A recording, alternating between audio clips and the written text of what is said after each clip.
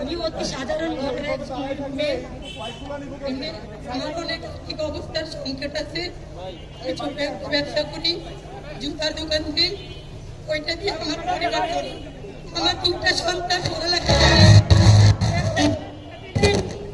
একটা ছেলে ক্লাস 7 পড়ে, একটা মেয়ে গ্রেড 2 পড়ে।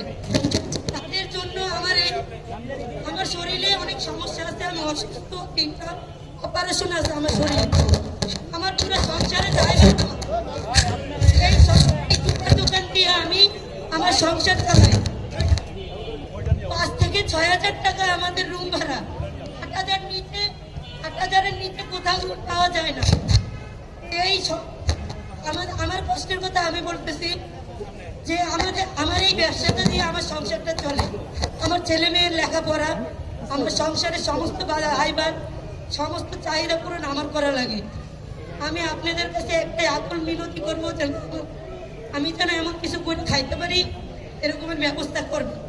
আমি খুবই গরিব, অসহায়। আমার এই টাকা দিয়ে আমার ছেলে মেয়ে, আমার সংসার চলে। আপনার এলাকা কোন জায়গায় আপনার দোকান সেটা বলেন। গোপী স্কুলের সামনে, স্বপ্নের সামনে।